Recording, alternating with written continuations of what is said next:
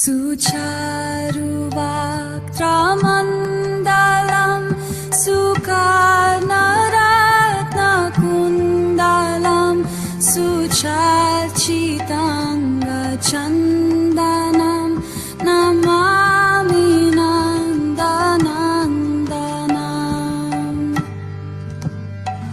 Sudirghanetrapankajam Shikishikandamurdajam Anangakotimohanam Namami Nandanandanam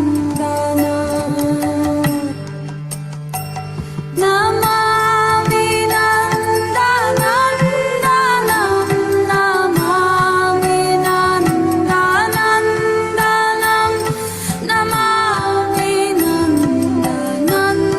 Nandanandanam Namami Nandanandanam Namami Nandanandanam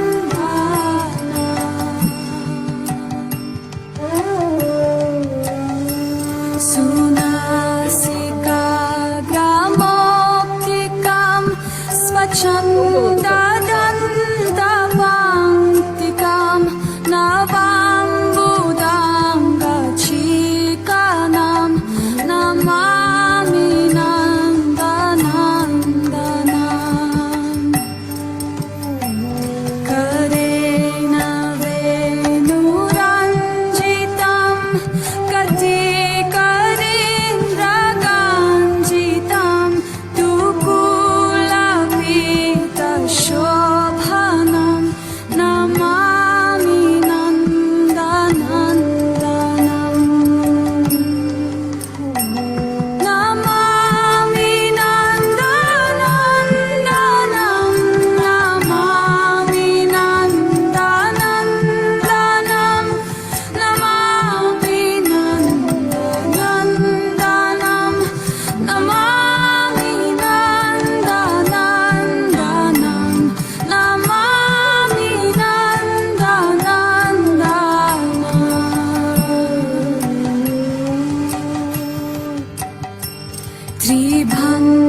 Tribhangadeha sundaram Nakhadyuti sudakaram Amulya ratnabhushanam Namami Nandanandanam Sugandha angasorabham Urovirajikostubham Spurajjivastavancanam Namami Nandanandanam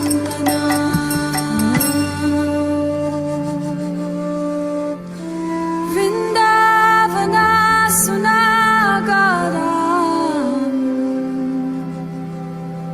Vilasanugavasasam Surendra Garva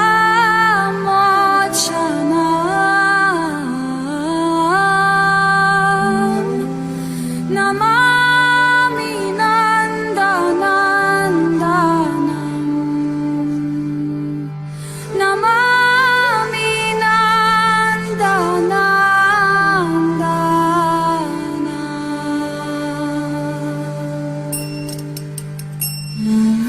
Rajangana Sunayakam Sada Sukha Pradayakam Jagan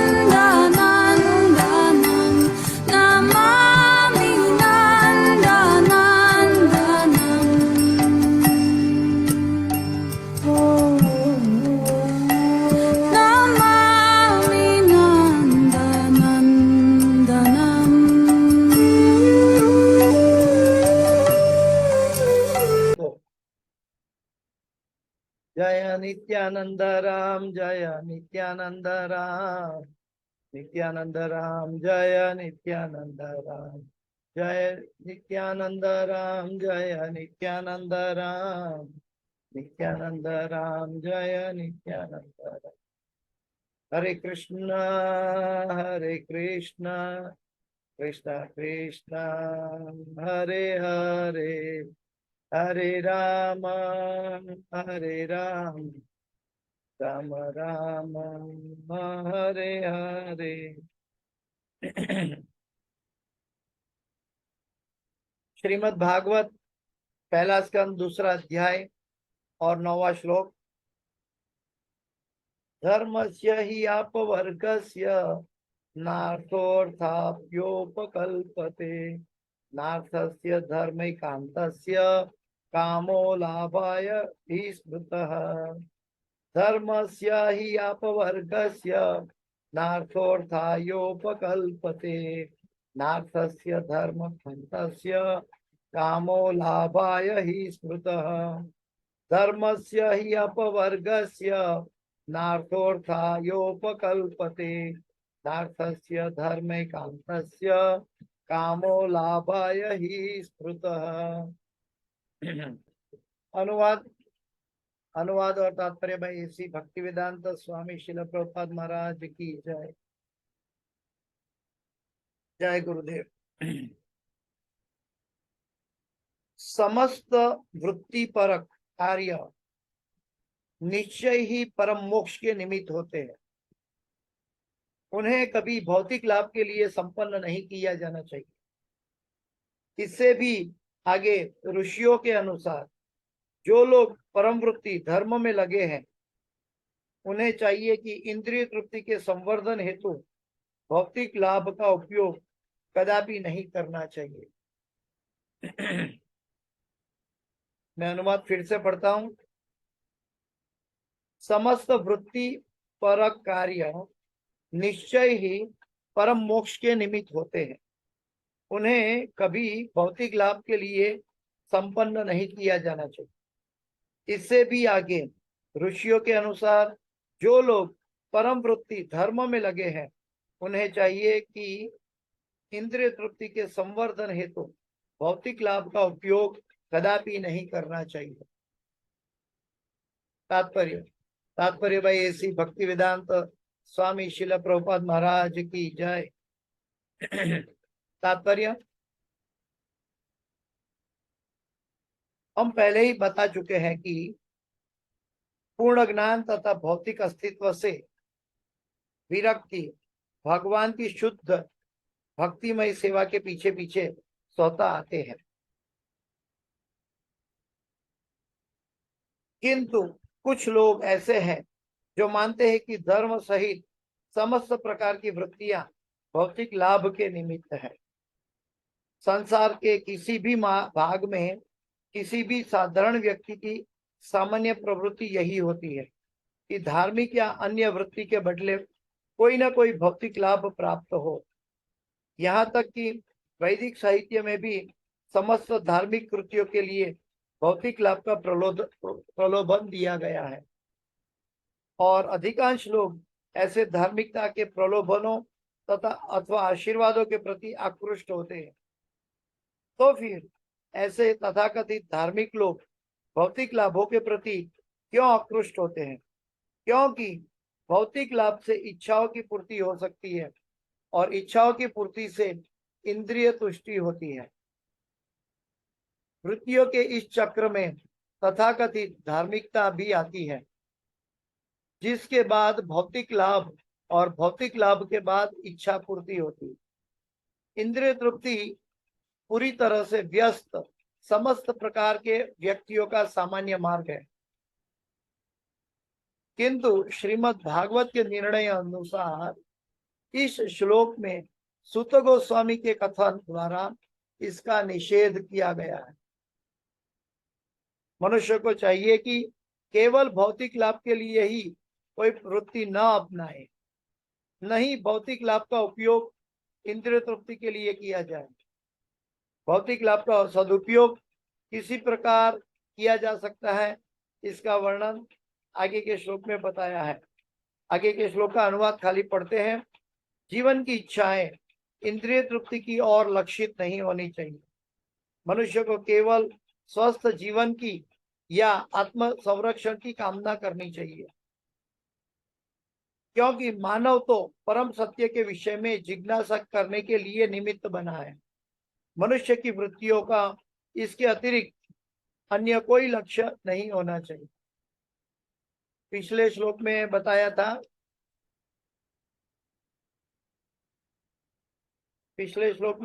था, मनुष्य द्वारा अपने पद के अनुसार संपन्न की गई वृत्तियां यदि भगवान के संदेश के प्रति आकर्षण उत्पन्न न कर सके तो वे निरी व्यर्थ का श्रम होती है। तो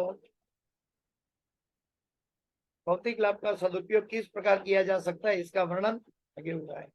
इसके साथ भक्ति वेदांत स्वामी श्रील प्रभुपाद के तात्पर्य यहाँ समाप्त हुए।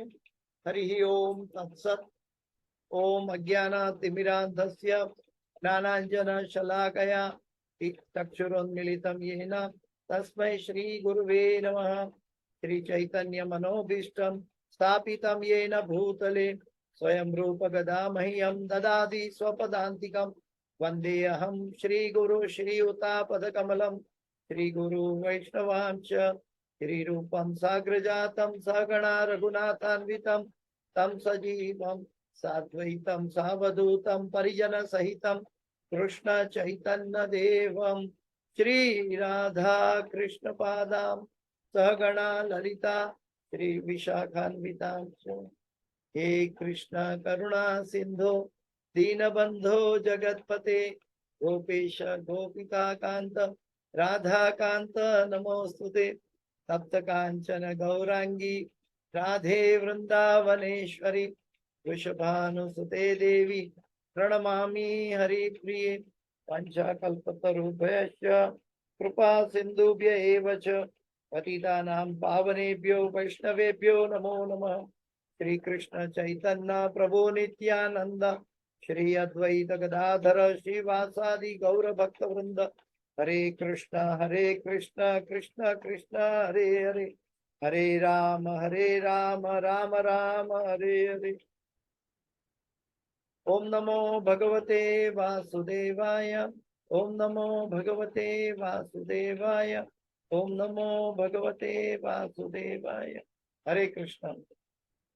तो आज हम भगवत गीता के 1-2-9 के ऊपर हमने प्रभुपाद जी के अनुवाद और तात्पर्य देखा। तो अनुवाद में प्रभुपाद जी कह रहे हैं, समस्त वृत्ति पर कार्य निश्चय ही परम मोक्ष के निमित्त होते हैं। उन्हें कभी भौतिक लाभ के लिए संपन्न नहीं किया जाना चाहिए। इससे भी आगे ऋषियों के अनुसार जो लोग परम वृत्ति धर्म में लगे हैं उन्हें चाहिए कि इंद्रिय तृप्ति के संवर्धन हेतु भौतिक लाभ का उपयोग कदापि न करें। तो हम देखते हैं कि नैमिषारण्य में शौनक ऋषि गण के सामने सुत गोस्वामी श्रीमद् भागवत के 6 प्रश्नों को सुनकर बाद में चर्चा कर रहे हैं और ऋषि मुनियों के साथ ये प्राइमरी जवाब दे रहे हैं। यहाँ पे सुत गोस्वामी अपना व्यक्त मत भी बता रहे हैं, साथ साथ ये भी कह रहे हैं कि मनुष्य का जीवन का वृत्ति क्या होना चाहिए, एक्टिविटी क्या होना चाहिए। आहार निद्रा भय मैथुन। आहार निद्रा भय मैथुन तो कुत्ता बिल्ली पशु पक्षी जीव जंतु सभी में उपलब्ध है। आहार निद्रा भय मैथुन ये तो सब में उपलब्ध है। अगर मनुष्य जीवन इसके लिए उपयोग करते हैं तो इसका मतलब है हम पशु जीवन जी रहे हैं। आहार ये आपने 1000 बार सुना होगा, कई बार कई भक्तों से सुना होगा, पढ़ा होगा, प्रभुपाद जी से सुना होगा। लेकिन फिर भी हमारी वृत्ति उसी के पीछे आ जाती है, आहार निद्रा भय मैथुन। तो आज का श्लोक ये बता रहा है कि मनुष्य का जीवन का लक्ष्य इस आहार निद्रा भय मैथुन से ऊपर उठना चाहिए। क्योंकि पशु भी आहार लेता है, हम भी आहार लेता है, पशु भी सोता है, हम भी सोते हैं, पशु भी अपनी रक्षा करता है, हम भी अपनी रक्षा करते हैं, पशु भी बाल बच्चे प्रोक्रिएशन करता है और हम भी अपना परिवार जतन करते हैं। लेकिन इसी वृत्ति को जीवन का लक्ष्य मान लिया तो वो गलत होगा, बहुत बड़ी हानि हो गई। हानि का मतलब है कि इतनी बड़ी हानि कि जिसका इलाज हम मनुष्य जीवन में कर नहीं पाएंगे अगर इसके लिए जागृत नहीं रहे तो। क्योंकि आपके पास समझो 100 करोड़ रुपया बैंक में है, फिर भी ये सांस बंद हो जाने के बाद कुछ काम के नहीं है। अगर आपके पास 100 करोड़ में से आप घर में लाए, लाख रुपया घर में लाए और लाख रुपया लाते लाते जेब कट गया या चोरी हो गया या गिर गया, तो फिर से आप वो पैसा कमा सकते हैं। लेकिन जो समय बीत रहा है वो वापस हम नहीं ला सकते। अभी आज 9:30 बज रहा है, हम पूरी दुनिया की संपत्ति इकट्ठी कर दे तो आज का 9 नहीं बज सकता। आधा घंटा पीछे नहीं, 1 मिनट भी पीछे नहीं जा सकता। तो बुद्धिमान मनुष्य ये है कि समय का सदुपयोग करता है। और समय का सदुपयोग किसके लिए करता है? तो जो परम लक्ष्य है। एक बार सुबह में अगर हम घर से निकलते हैं तो हमारे घर में कई काम का लिस्ट होता है, 2-3 काम करना है, ये खरीदना है, वो खरीदना है, इधर ये काम करके फिर नौकरी में चले जाना है या व्यवसाय में जाना है, फिर शाम को आते समय ये काम करना है। हम ये सब लिस्ट निकाल के जाते हैं या सोचते हैं और करते हैं। लेकिन मनुष्य जीवन का लक्ष्य क्या होना चाहिए? भगवान की प्राप्ति, मोक्ष की अभिलाषा, भगवान की परम सेवा, इसके लिए मनुष्य जीवन बना हुआ है। अभी आप कहेंगे कि ऐसा क्यों? आप कहेंगे कि ऐसा क्यों? हर एक योनि, इस पृथ्वी पर की हर एक योनि वो भोग योनि है। खाली मनुष्य योनि कर्म योनि है। यहाँ पे एक दिन में हम इतने कर्म करते हैं और वो कर्म का फल के प्रतिबिंब कई योनि हम उत्पन्न करते रहते हैं अपनी। और ये पूरा एक दिन नहीं, 30 दिन नहीं, 1 महीना, 1 साल नहीं, पूरा जीवन भर चलता रहता है। हम हमारी गलत सोच से, गलत विचारों से, पुण्य के विचारों से, पाप के विचारों से हम कई योनियां खड़ी करते रहते हैं। हमारे मन की इच्छाओं से, गलत हमारा आचरण से, हम गलत या सही जो भी क्या बोलते हैं कि भौतिक लाभ के प्रति या इंद्रिय तृप्ति के प्रति हम जो भी सोचते रहते हैं, कई योनियां उत्पन्न करते रहते हैं।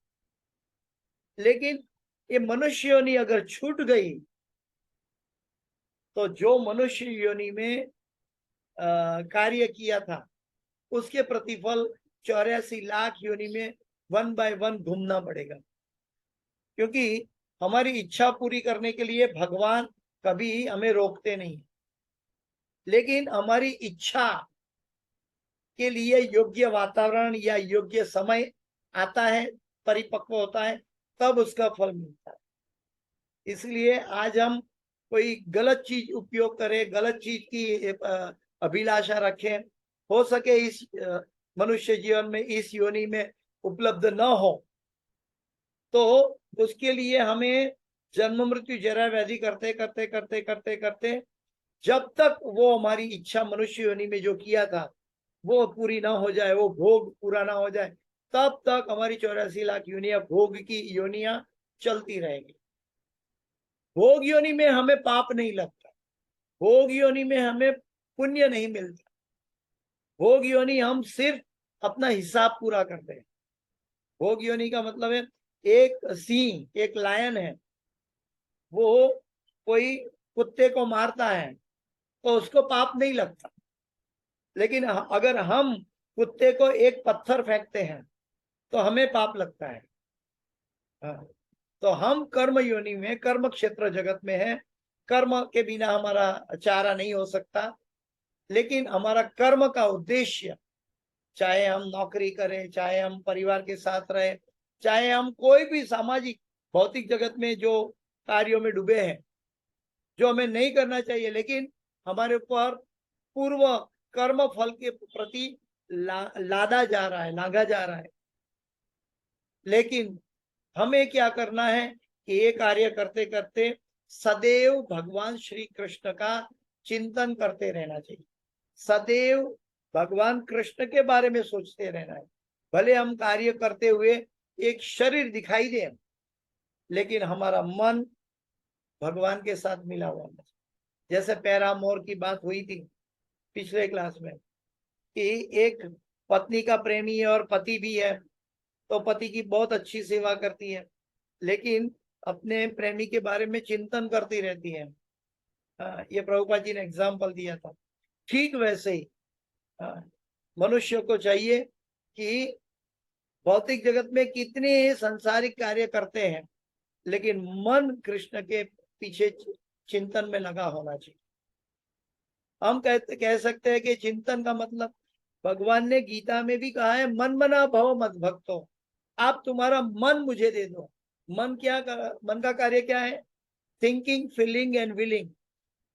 सोचना, इच्छाएं करना और अनुभव करना। थिंकिंग, फीलिंग एंड विलिंग, ये मन का कार्य है, और इसी से हमारी योनियां जनित होती जाती है। लेकिन ये बहुत सब्टल है, दिखाई नहीं देता। हम चमड़े की आंखों से जो देखते हैं उसके प्रति आकर्षित हो जाते हैं और हमारा चिंतन उधर चालू हो जाता है। ध्यायतो विषयाम पुंसा संगस्तेषुपजायते संगा संजायते कामा कामात् क्रोधो विजायत। ये मनुष्य जीवन में हम भौतिक चीजों का ध्यान करेंगे तो उसमें आसक्ति हो जाएगी, उसमें हमारा पतन हो जाएगा। लेकिन मनुष्य जीवन इसके लिए नहीं है। बार बार कहते हैं, लेकिन फिर भी कई लोगों का प्रश्न है कि प्रभु जी, ये सब बात तो हम कई बार सुन चुके हैं, कई बार भागवत से जान सकते हैं, पढ़ सकते हैं, लेकिन फिर भी गलती होती है, आहार निद्रा भय मैथुन में आ जाता है। तो इसका प्रमाण क्या है? क्या करें कि हम ऐसी भौतिक चीजें करते हुए भी भगवान का सतत चिंतन कर सके? ऐसा क्या कार्य है?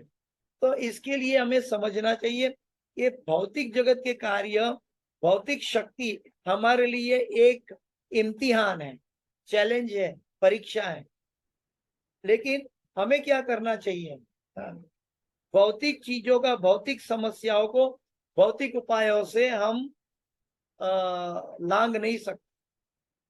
भौतिक चीजों को प्रति लांघना है तो हमें हमारे अंदर आध्यात्मिक शक्ति चाहिए, और आध्यात्मिक शक्ति नहीं है तो हम भौतिक समस्या का हल नहीं कर सकते।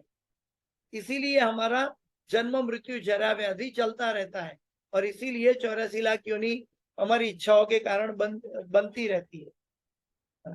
कर्म का सिद्धांत है, और जो कर्म करेंगे वो फल भुगतना पड़ेगा, लेकिन फल की इच्छा नहीं करनी चाहिए, ये भी भगवान कह रहे हैं। लेकिन फल मिलके ही रहेगा। और साथ साथ ये भी कहते हैं कि हम जो चिंतन करते हैं उधर हमारी गति होगी। अंते नारायण स्मृति, जीवन का लक्ष्य भी वहीं पे आके रुक जाता है। जो मन का अंतिम चिंतन होगा वहां हमारा दूसरी योनि में पदार्पण होगा। तो सबसे सूक्ष्म लेकिन सबसे ज्यादा खतरनाक चीज क्या है? मन का सोच। मन का सोच हमें बदलना चाहिए, और इसके लिए हमारे पास आध्यात्मिक शक्ति होनी चाहिए। और आध्यात्मिक शक्ति भी अकेले नहीं कर सकते हैं, भक्तों के संग में करनी चाहिए। क्योंकि कभी कभी हम थक जाएंगे, रुक जाएंगे, तो भक्तों के जुस्से से, भक्तों का संग से हम फिर चल पड़ेंगे। कैसे? जैसे अगर आपको 25 किलोमीटर कोई चलना कहे, तो आप बोलेंगे अरे बाप रे 25 किलोमीटर कब चलेंगे, शायद 10 किलोमीटर चलने के बाद थक गए, प्रभु जी थक गए, अभी नहीं चल सकते। कोई कहेगा नहीं 15 किलोमीटर 20 किलोमीटर भी चल गया, अभी नहीं चल सकते। 5 किलोमीटर रह गया, लेकिन अभी बहुत थकान लगी है। तो हम अकेले होंगे तो थक जाते हैं, लेकिन आप ब्रजमंडल परिक्रमा करते हैं, नवद्वीप परिक्रमा करते हैं, हजारों भक्त चलते हैं, हजारों भक्त परिक्रमा में चलता है, कभी कभी 25 किलोमीटर 27 किलोमीटर चलते हैं और सब पहुंच जाते हैं। क्यों? भक्तों का संग होता है। वहां हजारों भक्त एक साथ चलते हैं। जब भक्तों का संग चलता है तो हम किलोमीटर नहीं, बल्कि ऐसे ही हमारा कार्य पूरा हो जाता है, हम अपनी अंतिम गंतव्य स्थान पे पहुंच जाते हैं। ठीक वैसे ही अगर हम जीवन में भक्तों का संग करेंगे तो अपना जीवन का लक्ष्य, गंतव्य स्थान, भगवान की प्राप्ति, भगवान का प्रेम की प्राप्ति, वो गंतव्य स्थान, भगवान की परम सेवा, वो गंतव्य स्थान में हम पहुंच जाएंगे। लेकिन क्या होगा कि हमारा यात्री ऐसा होना चाहिए जो हमें अंतिम गंतव्य तक हमारा साथ दे। ऐसा नहीं कि हम जिसका संग कर रहे हैं वो आधे रास्ते में रुक जाए और फिर हम अकेले चलते चलते हम भी थक गए, हम भी रुक गए, और फिर आगे जाने का कोई मार्ग का पता नहीं है, न रास्ता का पता है, हम कहाँ जाएंगे? ये 84 लाख योनियां है, कहाँ जाएंगे, कहाँ भटकेंगे? तो इसका लक्ष्य क्या है कि हमें ऐसे भक्तों के संग करना है जो अपने जीवन लक्ष्य के प्रति आकृष्ट हो। नैमिषारण्य में शौनक ऋषिगण इकट्ठे हुए हैं। ये सभी जीवन लक्ष्य, भगवान की महिमा, भगवान की प्राप्ति के लिए, परम लक्ष्य को प्राप्त करने के लिए एकाग्र, एक चित्त है। इसीलिए उनके लिए सुत गोस्वामी जब बता रहे हैं तो उनको हजारों साल चलने वाला ये यज्ञ के लिए उनको कोई चिंता नहीं है। लेकिन हम अगर 1 घंटे क्लास में आना आता है तो प्रभु जी ये टाइम पे मुझे थोड़ा काम है, मुझे ये काम है, मैं बिजी हूं, तो ये हमारी दशा है। तो हम सामान्य गृहस्थ है, संसारी है, लेकिन हमने अपना चरम लक्ष्य कृष्ण पर ही बनाया। कई बार कई लोग भक्तगण ऐसा कह सकते हैं, प्रभु जी हम तो 16 माला नियमित करते हैं। 16 माला नियमित करते हैं, लेकिन उसकी प्रायोरिटी होनी चाहिए। अगर सुबह में कर लेते हैं सबसे अच्छा है, अगर बाद में होता है, पूरा दिन चलता है, इसका मतलब हमने भगवान का नाम का जप तो किया, लेकिन प्रायोरिटी हमारी बदल गई, भौतिक कामों के साथ साथ चलते चलते कर रहे हैं। चलो ये भी अच्छा है, लेकिन हमारा लक्ष्य को प्रायोरिटी, श्रेय और प्रेय के बीच में तय करना होगा।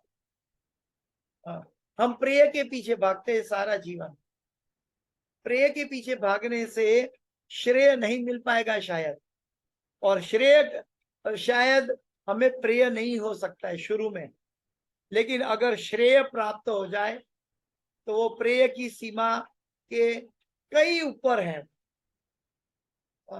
उसकी अचिंत्य, अनगिनत, असीमित आनंद है जिसका अनुभव शुरू में नहीं होता है। तो मेरा कहने का तात्पर्य यह है, ऋषि मुनियों का कहने का तात्पर्य है कि जीवन के लक्ष्य के प्रति मनुष्य को जागृत रहना चाहिए। जागृत रहने का मतलब है, जैसे एक पक्षी है, मोरैया एक पक्षी है, प्रभुपाद जी ने एक तात्पर्य में लिखा है, वो अपने अंडे कहीं और जगह में देती है और फिर, हरे कृष्णा, किसी का माइक किसी का स्पीकर चालू है। અને બીજા નહીં બીજા બી ભક્ત આટલા છે એ બી કે આવું છે. राहुल प्रभु का माइक चालू है. હા હા हरे कृष्णा. माइक बंद करें. आपका माइक चालू है. हरे कृष्णा.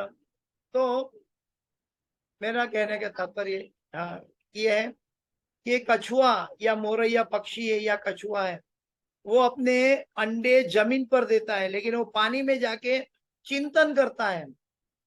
और कछुआ का जो अंडा है वो रेडी हो जाता है जन्म देने, नया कछुआ को जन्म देने के लिए रेडी हो जाता है.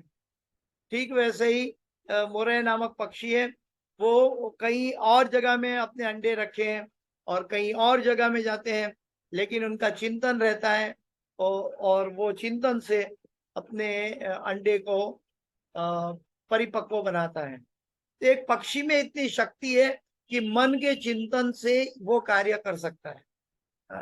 तो मनुष्य को भी ऐसी शक्ति भगवान ने प्रदान की है, लेकिन क्योंकि वो भौतिक कामना, भौतिक इच्छाओं में सही गलत का डिफरेंशिएशन नहीं कर पाने की वजह से उनका पतन होता जाता रहता है. इसीलिए साधु शास्त्र गुरु के प्रति हमारा नैतिकता होनी चाहिए, हमारी मोरालिटी होनी चाहिए, नहीं तो जीवन लक्ष्य स्थापित नहीं होगा. इसका मतलब क्या है मालूम है? भौतिक जगत के लोग अभी इसको नहीं समझ पाए हैं, न समझ रहे हैं. वो लोग कहते हैं टाइम इज मनी, लेकिन भगवान के भक्त जानते हैं कि time is not money, time is million trillion times more than money. अबजो गुना कीमती है टाइम. मनी उसके सामने कुछ भी नहीं है. जैसे आपके पास आप 1000 करोड़ का प्लेटिनम खरीदने जाओ, 1000 करोड़ का प्लेटिनम खरीदने जाओ और 100 रुपये का चांदी लेकर वापस आ जाओ, बोलेंगे हमने तो पता नहीं था प्लेटिनम क्या होता है. और प्लेटिनम 100,000 करोड़ का लेने के निकले हैं और गलती से चांदी उठाकर ले आए, जो दोनों में दिखने में सही दिखता है, चांदी उठाकर ले आए और वो चांदी 100, 200, 500 रुपये की हो. तो हमारा जीवन लक्ष्य अगर हम भगवान के प्रति जागृत नहीं करेंगे तो जीवन के अंत में हमें वो चांदी ही मिल पाएगी, प्लेटिनम कभी नहीं मिलेगा. प्लेटिनम क्या है? भगवान का धाम में पार हो जाना, जन्म मृत्यु जरा व्याधि से पार हो जाना, भगवान के धाम में सेवा के नियुक्त चले जाना, भगवान की प्रसन्नता प्राप्त करना. जीवन का लक्ष्य ये होना चाहिए. नहीं तो चाहे मैंने देखा है संसार में, आप लोगों ने भी अनुभव किया होगा, कितना भी पैसा बनाए, मरने के बाद किसी को पता नहीं है वो पैसा का क्या हो रहा है, और न यूज करने वाला कोई अप्रिशिएट करता है कि ये पैसा छोड़ के गया और मैं इससे आनंद कर रहा हूँ. न उसकी अभिव्यक्ति मिलती है, न दोनों तरफ से. उसका भी पतन हो सकता है गलत इस्तेमाल करने से, क्योंकि बिना मेहनत का पैसा अय्याशी करवाता है. तो वो चीज अगर हम छोड़ के जाएंगे तो क्या प्राप्त होगा? अगर हमें एक चीज याद रखना चाहिए, मिथ्या अहंकार के प्रति, या मैं शरीर हूं, ये इसके लिए हम एक चीज को भूल जाते हैं. क्या भूल जाता है? हम भूल जाते हैं कि मैं नहीं होगा तो अभी संसार और दुनिया चलती रहेगी. लेकिन कर्मी लोग और संसारी लोग जो आसक्त है, वो सोचते हैं मैं नहीं होगा तो क्या होगा, मेरी हाजिरी से तो सब काम हो रहा है, मेरी हाजिरी से तो मैं देखभाल कर रहा हूं, मैं नहीं होगा तो कोई देखभाल करने वाला नहीं बचेगा. ये लोगों का एक गलत अंदाज है. कभी भी एक चींटी को कर्ण भी देते हैं भगवान, पहुंचाते हैं, और हाथी को मण भी पहुंचाता है जंगल में, और चिड़िया को दाना भी पहुंचाते हैं. चिड़िया का कभी अपने दाने के लिए बैंक बैलेंस नहीं रखती वो बैंक बैलेंस नहीं रखती, फिर भी सही समय में उसको दाना पहुंच जाता है, उसके लिए कोई ना कोई खाना पहुंच जाता है। अगर एक चिड़िया कुदरत पर निर्भर है, चिड़िया को जो चाहे मिल सकता है, सभी 84 लाख योनि को मिल सकता है, उसका जीवन सर्वाइव होता है। लेकिन मनुष्य सोचता है मैं करता हूं तभी होता है। कितना मूर्ख है मनुष्य। मनुष्य ये भूल जाता है कि सब कुछ भगवान की इच्छा से, प्रकृति के द्वारा देने से प्राप्त होता है। प्रकृते क्रियमाणानि गुणे कर्माणि सर्वशः अहंकार विमूढ़ात्मा करता हम इति मन्यते। जो प्रकृति के द्वारा सब कुछ चलाया जा रहा है, जो हमारे कर्म के फल के रूप में हमें मिलता है, लेकिन अहंकार विमूढ़ आत्मा, जो मूर्ख व्यक्ति ऐसा सोचता है, करता हम इति मन्यते, ये सब मैं कर रहा हूं, मैं नहीं होगा तो क्या होगा। हम माता की वूम में भी जाके हम अपना सर्वाइवल नहीं कर पाए थे, भगवान ने आके करवाया हमारा सर्वाइवल। और मृत्यु के बाद भगवान ने गीता में भी कहा है कि सर्वस्य चाहम हृदय सन्निविष्ट में, हर एक के हृदय में रहता हूं, मैं आत्मा का साथ कभी नहीं छोड़ता। भगवान ने वचन दिया है, तो हम कहीं भी जाएं भगवान हमारे साथ रहेंगे। अगर भगवान साथ रहेंगे तो हमें काहे की चिंता। अगर एक बेटा छोटा पिता का हाथ पकड़ के चल रहा है, हाथ पकड़ के चल रहा है, और पिता के जेब में पैसा है, तो उसको एक आइसक्रीम खाना या एक चॉकलेट खाने के पैसा के बारे में क्या चिंता करना है। हाँ, वो तो अपना पिता के द्वारा स्वतः ही इच्छा व्यक्त करने से पूरी हो जाएगी। तो हमारी इच्छा व्यक्त क्या करनी है, चॉकलेट खाने की या आइसक्रीम खाने की नहीं, बल्कि हमारे जो परम पिता भगवान श्री कृष्ण है, उनकी सेवा, उनकी प्रसन्नता प्राप्त करने की है। ये जीवन का लक्ष्य है, ये मनुष्य जीवन का रहस्य है। अगर ये नहीं प्राप्त किया तो जानिया सुनिया विष खाइया, हरि हरि विफले जन्म गुणाइनो, राधा कृष्ण ना भजिया, जानिया सुनिया विष खाइनो। हमारा जीवन एक जहर बन जाएगा, जहर के समान। और कई लोग बोलते हैं कि नहीं नहीं, हम तो जीते हैं, आनंद में मौज करते हैं, आज मौज कर लो, कल किसने देखा है। आजकल के लोग ऐसे सोचते हैं, लेकिन उनको मालूम नहीं है कि वो क्या गंवा रहे हैं। क्या गुमा रहा है, क्या बहुत कीमती समय गुमा रहा है, जो समय कृष्ण प्रेम के प्राप्त करने के लिए मिला है, और वो समय हम अपनी इंद्रिय तृप्ति में लगा रहे हैं, अपनी गलत इच्छाओं में लगा रहे हैं, और हम समय को नष्ट किए जा रहे हैं। तो समय की उपलब्धि जो है वो भगवान के लिए उपयोग करना चाहिए। दूसरे शब्दों में, आपको कोई ज्वेलर की दुकान में जाते हो, हाँ, मान लो कोई कल्याण ज्वेलर के पास गए, तो आप 100 रुपया लेके नहीं जाओगे। 100 रुपया लेके जाओगे तो वहां कुछ नहीं मिलेगा, बोलेगा ये सोना है, 100 रुपये में कुछ नहीं आता है। आप अपनी खरीदी नहीं कर सकते। और आप अमूल के डेपो पे चले जाओ, अमूल के डेपो पे चले जाओ और 1 लाख रुपये का बंडल लेके जाओ, बोलो हमें दो थैली दूध चाहिए, तो वहां 1 लाख रुपये का बंडल का कोई वैल्यू नहीं है, क्योंकि 2 थैली तो हमें सिर्फ 50 रुपये में मिल सकती है। मेरा उदाहरण इसीलिए प्रस्तुत किया कि हमें कीमती चीज खरीदना है तो कीमती पैसा हमारे साथ होना चाहिए। हमें सस्ती चीज खरीदनी है तो कम पैसा में चलेगा। तो हमें कीमती क्या खरीदना है, सबसे जीवन का परम लक्ष्य कीमती चीज क्या है, तो भगवान श्री कृष्ण है। भगवान श्री कृष्ण का प्रेम प्राप्त करना है, वो सबसे कीमती चीज है, सबसे कीमती लक्ष्य है। और कीमती लक्ष्य के लिए हमें क्या करना चाहिए, कीमती दाम देना चाहिए, कीमती उसके लिए रेसिप्रोकेशन होना चाहिए। तो हमारे पास सबसे बड़ा धन कौन सा है, तो सबसे बड़ा धन समय के रूप में हमें प्राप्त मिला है। आयुर्हरति वैपुंसा, गीता भागवत में भगवान कहते हैं कि हमारी आयु, सूरज उगता है आथमता है, हमारी आयु का एक दिन लेकर चला जाता है।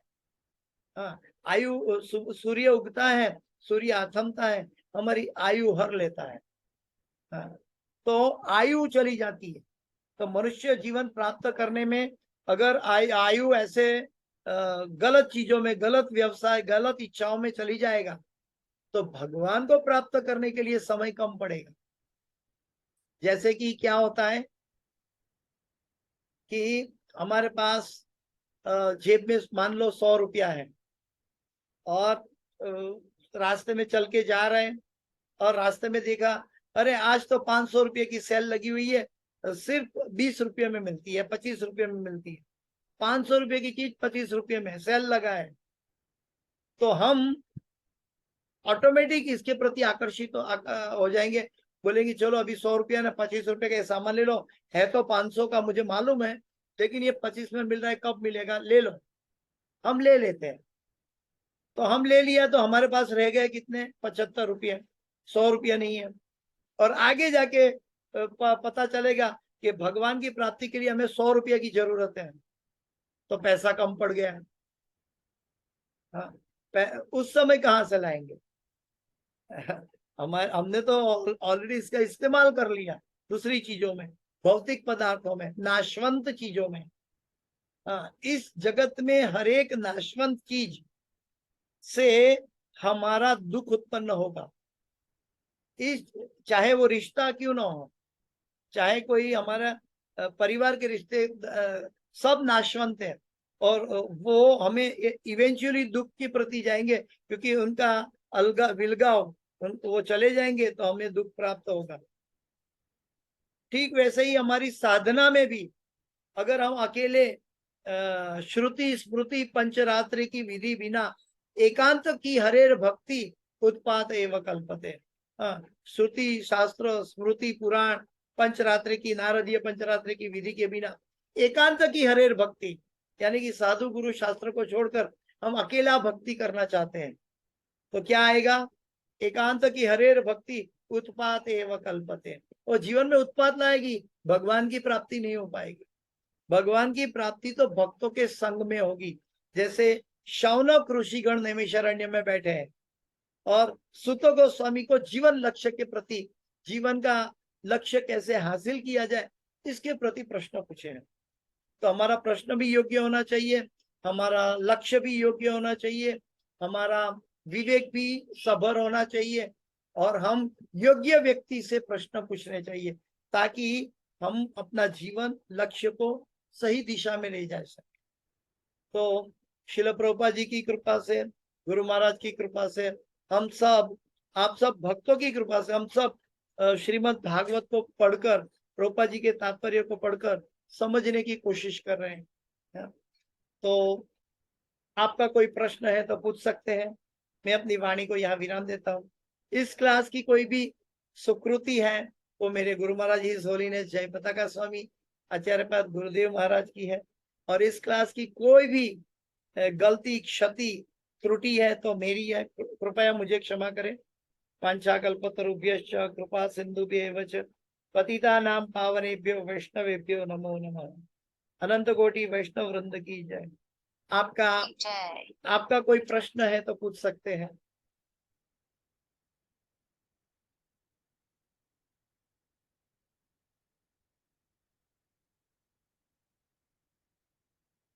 कोई प्रश्न नहीं है? हमारी आध्यात्मिक चेतना, का कोई प्रश्न नहीं है। अर्चना माता जी, हरे कृष्णा प्रणाम। मेरा एक प्रश्न था, छोटा था प्रभु जी। मेरा ये प्रश्न था कि जैसे कितने वक्त जो नए जुड़ते हैं नियोफाइट डिवोटी, और प्रभु जी अगर उनको भी मतलब शुरुआती दौर है और गुरु जैसे बनाया नहीं है किसी ने, लेकिन वो भगवान की भक्ति कर रहे हैं, तो अभी तक जिनका गुरु नहीं है जिनके, तो वो फिर भी चैंटिंग कर रहे हैं, भगवान का नाम ले रहे हैं, शास्त्र पढ़ रहे हैं और सारे वो क्लासेस को भी वो अटेंड कर रहे हैं ऑनलाइन भागवतम, तो क्या प्रभु जी वो व्यर्थ जाता है? धार्मिक वृत्ति या भगवान को प्राप्त करने की जिज्ञासा या भगवान का नाम या शास्त्रों का अध्ययन कभी व्यर्थ नहीं जाएगा, कभी व्यर्थ नहीं जाएगा। लेकिन इसका उत्साह कम हो जाएगा अगर भक्तों के संग में नहीं रहेंगे। और उत्साह धीरे धीरे कम होता जाएगा और हम धीरे धीरे धीरे धीरे कम भक्ति करेंगे, कम चैंटिंग करेंगे, धीरे धीरे बंद हो जाएगा। हमें इसको जब तक हमारे नियोफाइट लेवल से हम भक्त नहीं बन जाते हैं, हम तीव्र भक्त नहीं बन जाते हैं, तब तक हमें शास्त्रों का पठन और भक्तों का संग अति आवश्यक। आप ऑनलाइन क्लास अटेंड करते हैं तो ये भी एक तरह का भक्त का संग है। आप प्रभुपाद जी के तात्पर्य पढ़ते हैं, वो भी शुद्ध भक्त का संग है। लेकिन साथ साथ आपके अंदर कोई प्रश्न उठता है तो वो प्रश्न का जवाब देने के लिए हमें भक्तों के संग में रहना चाहिए, ताकि हम एक दूसरे को सहाय कर सकें। जैसे कि टीवी में भी क्या बोलते हैं कि कई कथा सुनते हैं आजकल, संस्कार चैनल में या आध्यात्मिक चैनलों में कई कथाएं चलती हैं, लेकिन वन साइडेड फ्लो है, इसलिए लोगों की उन्नति नहीं हो पाती। वन साइडेड फ्लो का मतलब क्या है कि वो लाखों श्रोतागण को कथा कर रहे हैं वक्ता, लेकिन बाद में वक्ता के श्रोतागण के मन में जो प्रश्न उठता है उसका जवाब देने वाला कोई नहीं है। जब तक सवाल का जवाब नहीं मिलेगा तब तक आध्यात्मिक उन्नति दुर्लभ है। आप पूरी भगवत गीता पढ़ लो, सवाल जवाब है अर्जुन का, और उवाच भगवान उवाच, सवाल जवाब है। आप पूरा भागवत पढ़ लो, पूरा नैमिषारण्य ऋषि मुनि ऋषि उवाच, सुत गोस्वामी उवाच, शौनक ऋषि उवाच, पूरा नारद जी उवाच, व्यासदेव जी उवाच, सभी प्रश्नों के जवाब की चर्चा है। जब तक प्रश्न नहीं है हमारे सामने, जब तक हमारे मन में आध्यात्मिक उन्नति के प्रति तीव्रता होगी, तभी प्रश्न आएंगे कि क्या क्या ऑब्स्टिकल है। तो प्रश्न होना चाहिए, योग्य होना चाहिए, और वो जीवन लक्ष्य के प्रति होना चाहिए। लेकिन कोई भी चीज व्यर्थ नहीं जाती। व्यर्थ वो जाता है कि हमारा अगर भक्तों का संग नहीं है, हमारा उत्साह धीरे धीरे नीचे बैठ जाए। ऐसा कई जगह में देखा गया है कि जो भक्त के संग में नहीं रहते हैं वो जीवन लक्ष्य प्राप्त करने के लिए आगे जाके बहुत संघर्ष करते हैं। इसलिए हम भागवत क्यों पढ़ते हैं?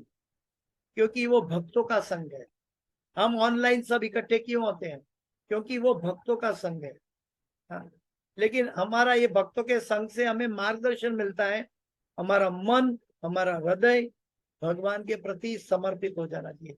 सभी 1 घंटे का क्लास है, लेकिन इसका चिंतन पूरा दिन, पूरा हफ्ता भर, पूरा जीवन भर चलता रहना चाहिए। ये श्रीमद् भागवत सिखाता है। जीवन का लक्ष्य की प्राप्ति के लिए श्रीमद् भागवत का धर्म के नाम पे जन्म हुआ है द्वापर युग के अंत में। तो अल्टीमेटली धर्म का आश्रय स्थान श्रीमद् भागवत है। श्रीमद् भागवत भगवान कृष्ण से अभिन्न है। इसलिए श्रीमद् भागवत को कभी भी सामान्य कथा या सामान्य स्टोरी नहीं मानना चाहिए। प्रभुपाद जी के तात्पर्य या गुढ़ार्थ बहुत गहराई से लिखा गया है, लेकिन हम एकेडमिक वे से मान जाए या तो हमारे मन में कहीं विचार है, अशुद्धि से हम सोचते हैं और पढ़ ले, तो ठीक तरह नहीं पढ़ पाएंगे। एक क्रिया होगी, भक्ति नहीं होगी। एक रिचुअलिटी हम पैदा कर देंगे, रिचुअल कि हम डेली पढ़ते हैं, लेकिन वो स्पिरिचुअल तब होगा जब अपना मन और हृदय उसके अंदर डालेंगे। और उसके लिए हमें भक्तों की आवश्यकता की बहुत जरूरत है। Hare Krishna. Is that all right माता जी?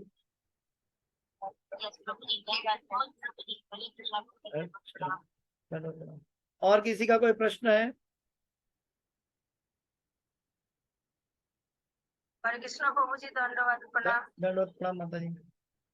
प्रभु जी, मेरा प्रश्न है, जब इंद्र ने ऐसे पूजा के लिए उत्सुक हुआ था और कृष्ण ने समझाया था कि नहीं, नंद महाराज के पापा को के पिताजी को के गोवर्धन का पूजा करो, पर इंद्र ने फिर उसने गुस्सा में फिर वर्षण किया था, पर देवता लोगों को पता नहीं था कि भगवान आएगी।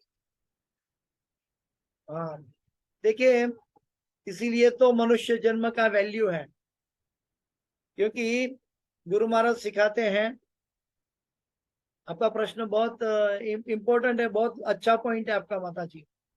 इसलिए गुरु महाराज सिखाते हैं कि मनुष्य जीवन में सुख और दुख दोनों आते हैं। थोड़ा सुख थोड़ा दुख, थोड़ा सुख थोड़ा दुख, वो घटमाल चलता रहता है। तो दुख जब आते हैं तो याद कराने के लिए आते हैं कि हम भगवान की भक्ति करें, और सुख आता है तो भगवान की भक्ति करते होंगे तो वो सुख बढ़ता जाएगा। अगर भगवान की भक्ति नहीं करता है वापस दुख आ जाएगा, ये कर्म बंधन में डालता जाएगा। तो मनुष्य जीवन में ये दोनों याद कराने के लिए भगवान ने ऐसा हमारा प्रतिपादन किया है, सुख दुख का। लेकिन हमारा पुण्य की भांति अगर हम स्वर्ग में चले गए, इवन इंद्र भी क्यों ना बन जाए, लेकिन वहां इतना ऐश्वर्य है, भोगेश्वर्य है, इतना भोग है, इतनी कामनाएं, इतनी वासना, इच्छा है कि वो पुण्य को क्षीण करते समय अपना भोग करता रहता है, आनंद करता रहता है और भगवान को भूल जाता है। जब बहुत ऐश्वर्य मिलेगा, बहुत सुख प्राप्ति होगी, हम भगवान को भूल जाएंगे, और बहुत दुख की प्राप्ति होगी, बहुत कष्ट सहना पड़ेगा, तो भी भगवान को याद नहीं कर पाएंगे। पाताल लोक में अगर हमें अपने पापों का दंड मिल रहा है, हमारे ऊपर यातनाएं गुजर रही है, तो हम अपनी यातना से चिल्लाएंगे या भगवान को याद करेंगे? इतनी यातनाएं होगी कि हम भगवान को याद नहीं कर पाएंगे। तो वहां सुख के भांति याद नहीं कर पाते, वहां दुख के भांति याद नहीं कर पाते। इसीलिए मनुष्य जन्म मिला है। देवता लोग कर्म योनि नहीं है, भोग योनि है। और पाताल लोक में अगर जो दंड भोगने के लिए कोई पाताल लोक में जाता है वो भी अलग अलग योनि है 84 लाख के अंतर्गत। लेकिन मनुष्य योनि में जब तक मनुष्य सुख दुख का क्यों आता है इसका जानकारी प्राप्त करने के लिए अथतो ब्रह्म जिज्ञासा प्राप्त नहीं करेगा, तब तक उनका जन्म मृत्यु जरा व्याधि चलता रहेगा। इंद्र को मालूम होते हुए भी उसने अपने अहंकार ऐश्वर्य में वो गलती कर बैठा है। इंद्र ने कई बार गलती की, लेकिन भगवान ने इंद्र को माफ कर दिया, क्योंकि ये लीला, ये एक भगवान की लीला थी। और भगवान को ये स्थापित करना था कि जब मैं गिरिराज पर्वत उठाया तो सभी भक्तों का रक्षण मैंने किया, ये स्थापित करने के लिए भगवान ने लीला के माध्यम से इंद्र को एक निमित्त बनाया। तो इंद्र निमित्त बनते ही इंद्र ने निमित्त भी बना और इंद्र ने गलती भी किया, ऐसा भी दिखाई दे सकता है। लेकिन जैसे ब्रह्मा जी ने भी गलती की थी और सभी ग्वाल बाल बच्चे बछड़े सब ले गए थे ब्रह्मलोक में, और फिर भगवान ने देख लिया कि ब्रह्मा जी का कौतुक है, भगवान ने अपने में से सभी ग्वाल बाल को प्रस्तुत कर दिया, सभी गाय बछड़े हो गए। 1 साल बीत गया, ब्रह्मा जी के वहां ब्रह्मलोक की 5 मिनट हुई थी। तो ब्रह्मा जी भी गलती करते हैं, तो ब्रह्मा जी की द्वारा जो उत्पन्न हुए देवी देवता वो क्यों नहीं गलती कर सकते हैं? हम मनुष्य भी गलती करते हैं। इस जगत में कोई भी परफेक्ट नहीं है। आ ब्रह्म भुवना लोका पुनरावर्तिनो अर्जुन माम उपेत्य तो कौन्तेय पुनर्जन्म न विद्यते। जो भगवान कहते हैं मेरी शरण में आता है उसका पुनर्जन्म नहीं होता। इसलिए जब इंद्र को पता चला तब वो उसने माफी मांगने आया, लेकिन भगवान ने उनको दंड क्यों नहीं दिया?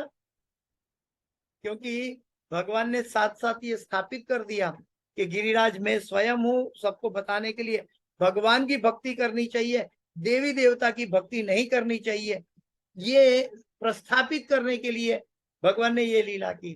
दूसरी बात, ये लीला करने के दरमियान 7 दिन 7 रात पूरा 24 घंटा सभी ब्रजवासी गण गोवर्धन पर्वत के नीचे आ गए भगवान की निगरानी में, यानी कि भगवान को सभी भक्तों का संग प्राप्त हो गया।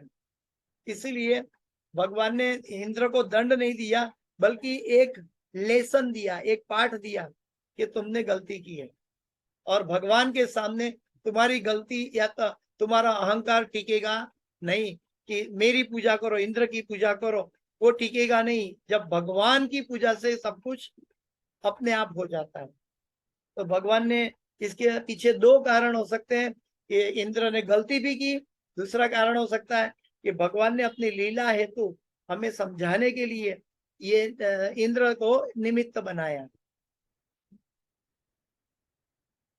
हरे कृष्णा।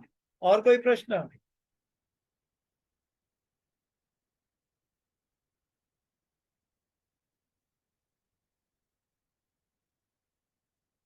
श्रीमद् भागवत में सभी घटनाएं आती है।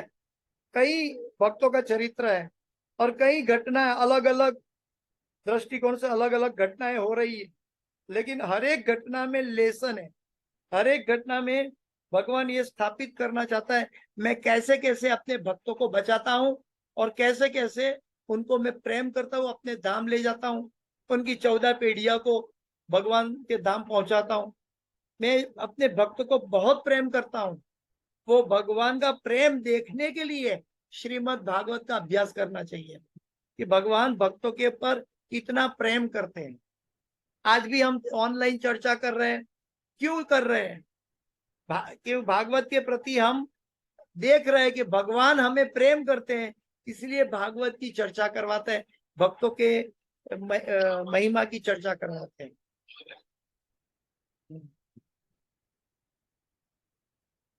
हरे कृष्ण। किसी का कोई और कोई प्रश्न है? मनुष्य और पशु जो रहता है ना हमारा, ये इंद्रिया वायु मैथुन मनुष्य का करता है और पशु का करता है, दोनों का अंतर क्या है? सुनाई नहीं दिया क्या? क्या प्रश्न है? इंद्रिया वायु और मैथुन मनुष्य भी करता है और पशु भी करता है, तो फिर दोनों में डिफरेंस क्या है?